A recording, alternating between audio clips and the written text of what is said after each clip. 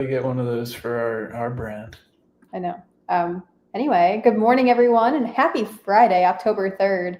If you guys are anyone online who knows Mean Girls, it's October 3rd. It's a great day, according to Aaron Samuels. You probably have no idea what I'm talking about, JP.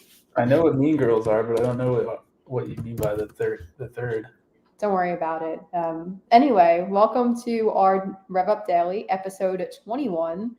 You have Jonathan Horansky and Nina Brennan here, co-founders of Scaling Lean, and every day we talk about what it's like to simplify the scaling process, helping our companies and our clients' companies scale lean with lean teams, lean systems, and high profit margins.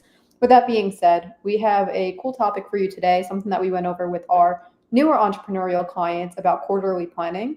A lot of business owners that we know are already looking into Q1 because Q4 is already locked and bolted. But others, those who are in the newer arena, those who approach business day by day and week by week, we set out a 90-day sprint series yesterday. So what we're doing is Q4 planning, quarterly goals, and making sure that they have their boulders, rocks, and pebbles in place, which is a concept by Stephen Covey, just to make sure that they're locked and bolted of what projects they're going to be focusing on, what needs to move in order to feel accomplished by the end of the quarter, what they could be doing monthly, what they could be doing weekly, and what they could be doing daily. So with that being said, JP, let's dive right in. Yeah, I think this is actually number 22, Nina, but who's counting? I am. Yeah, we had an awesome workshop last night with our 28-day fast start clients, and I think there was a revenue lab client in there as well.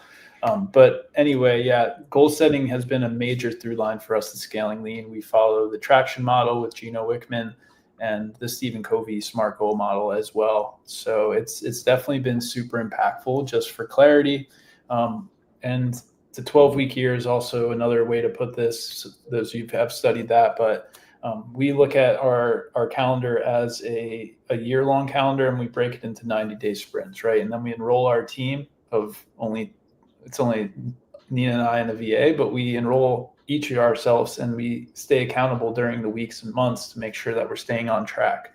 Because what we found early in our journey is without goal setting and without this system in place, we were focusing on too many things, right? We only want to really set like one major goal for our quarter and then work backwards from that. And shout out to clients and community, Landon Stapes and Brian, if you're watching this as well, you're a rock star with helping us really hone this in over the better part of 12 months. And it was really supportive, and we still are activated in the system today. So yeah, Nina, I don't know which part in particular, if you want to like break down or potentially even pop open the template. Mm-hmm. I don't know where you want to head with this, but yeah, it's definitely been super impactful. Yeah, so let's just break down like what we're actually talking about in terms of boulder, rocks, and pebbles. I love this analogy. The first time I ever saw it was a training or a professor giving a lecture about like the things of boulder, rocks, and pebbles, and sand and water fitting into a glass jar. So when they brought it up in like a business concept, I was like, oh, this is completely different than the concept that I thought about of like how much you can really fit into your life in terms of like meaning. So in terms of business, the boulder, rocks, pebble, it's like you want to establish a theme for the quarter. So it's like for us personally, it's like marketing or sales or client avatar. We've been through these phases over time. And what we're focusing on right now is stacking MRR inside of our business because we already have our flagship program dialed in. We already have like a consistent lead flow for that. So it's like, how can we bring up our MRR? So that would be the theme for the month, for the quarter, And that's what all of your boulder, rocks, and pebbles are going to be around. So in terms of the boulder, which is like the biggest thing that's going to take between 2 and 3 months to really complete, that would be like a marketing system to bring in consistent MRR. That's just for example. And each of these like boulder, rocks, and pebbles are going to have legs and action steps to make sure that when you look back 90 days from now, it's like, okay, we achieved it. We hit all of the goals. We hit the KPIs. We got everything done. And then you have like those fine tuning details of what needs to be done at the end of the quarter in order to make sure that the entire project was complete. I'm going to let you talk on boulder and then go into a little bit of the rocks, JP. Yeah, absolutely. So we got the main boulder there, which is our goal, right? And then the rocks are going to be the splintered off little portions of that, right? So if Nina made an example there, monthly recurring revenue. So I think what's really important to me personally, whether it's a physical, a personal, or a professional goal, is that we don't overshoot by some astronomical amount, right? So let's just theoretically think you have $5,000 in recurring revenue. I would say the best way to probably approach that is to add 10 to 20% to that goal so that you don't just set an overly whelming goal and don't achieve it, right? So I wouldn't go from like 5 to 10, like, right. That, not saying you can't do that, but we set our goals up where we would be more inclined to win over that sort of amount of time, right? And that goes into the SMART goal process that we'll get into in just a little bit here. But we don't want to have like a giant, like where we're just losing, right? We want to set ultimately like a delta where some weeks will potentially exceed and other weeks will potentially fall short. And then over the 90 days, we'll wind up in a 10 or 20% increase over that time. Or even if we just hit 5%, it's still an increase, right? So that's super important that I want to go to about the boulders, Nina.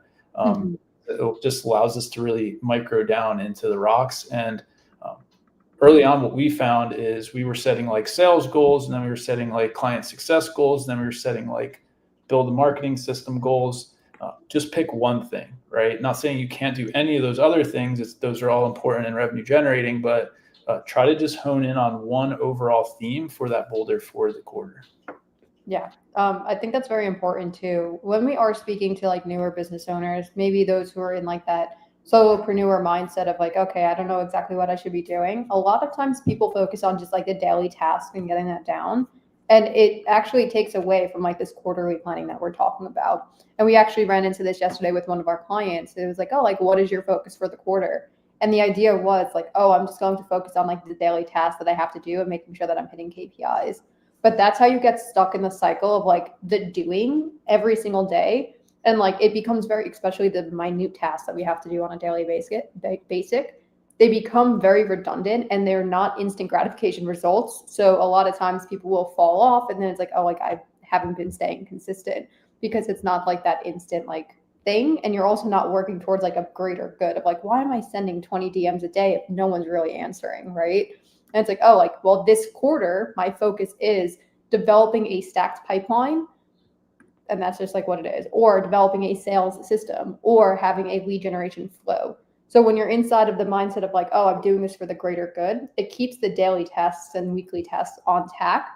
I'm sorry, words are not wording today, on track to make sure that it's like, okay, I'm doing this for a greater incentive at the end of it, rather than just like those monotonous tasks on the daily basis.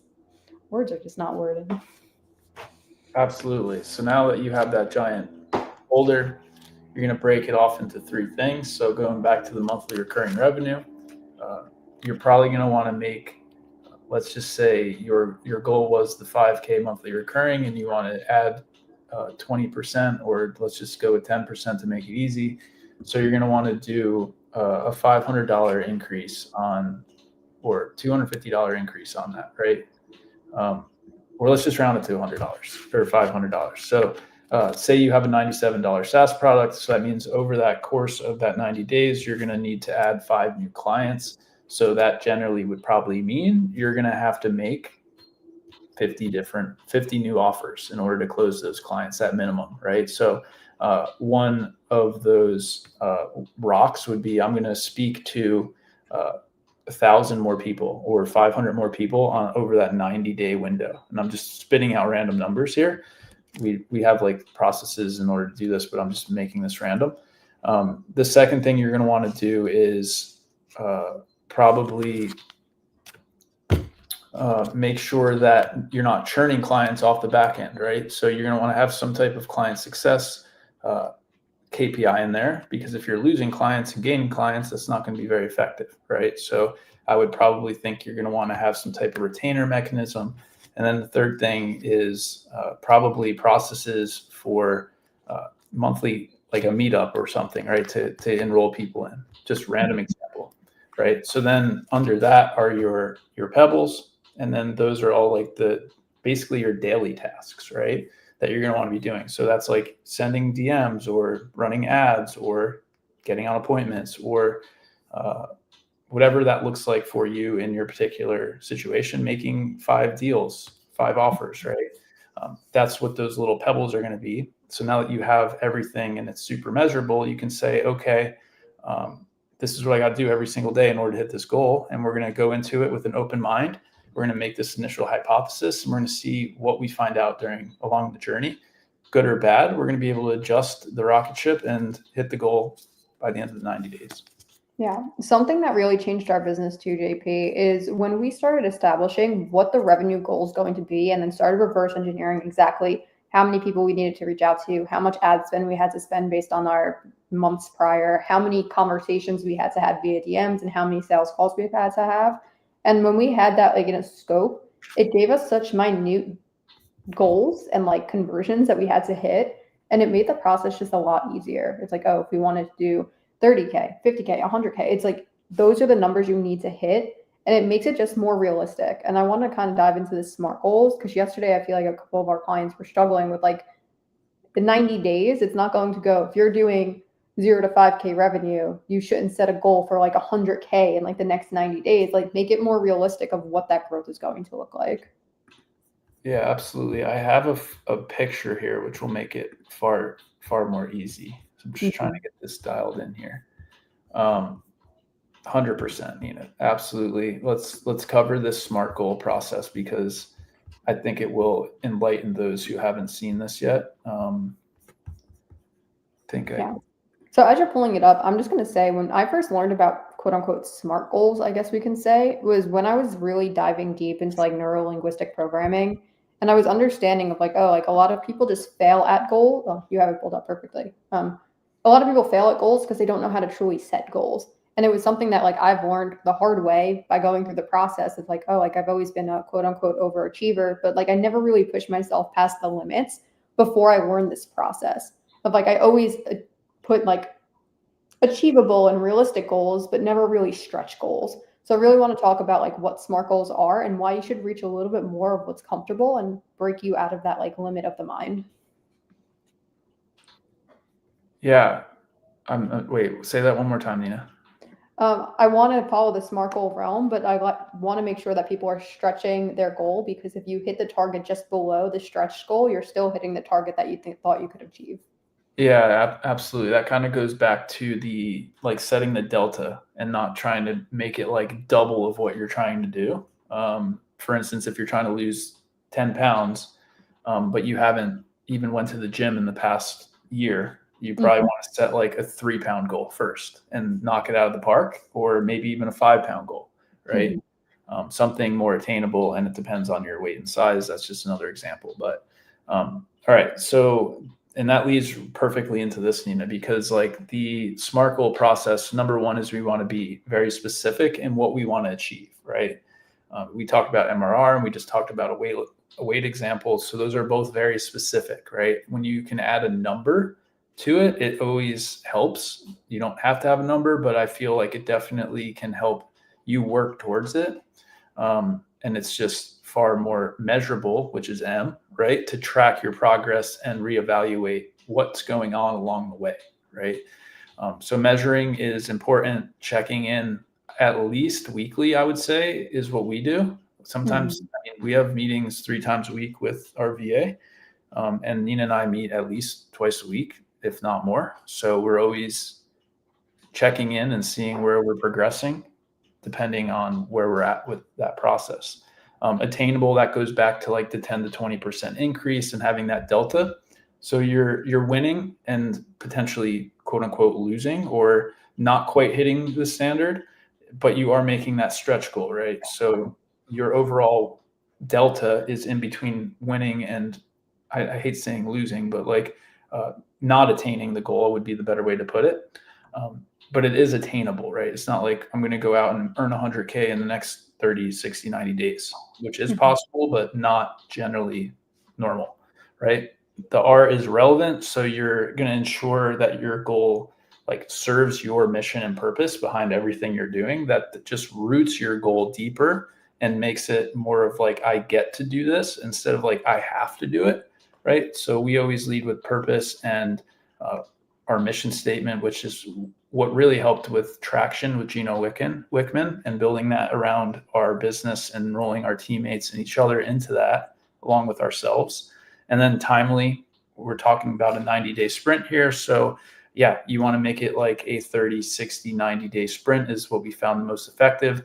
As you get better at this, you can start to expand your time horizons to 6 months, 9 months, 12 months, even 3 years. We have some folks in our ecosystem like Matt Proudnina. He doesn't do any of this stuff. He's just super dialed in, and he has a really good sense of like what he needs to be doing to move the needle inside of his business. And he kind of goes in and out of his days. But I'm sure at some point, and we'd have to interview Matt on this, but I'm sure at some point there was some type of base for him to get to that level. I'd actually be curious to ask him that now.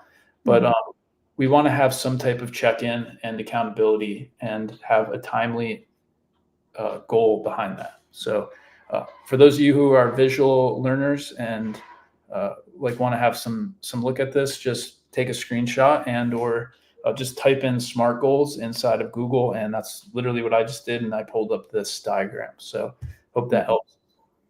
Yeah, I will say this, like when we first started our partnership, like this really helped us really get in the flow of things. And now it's just like a natural conversation.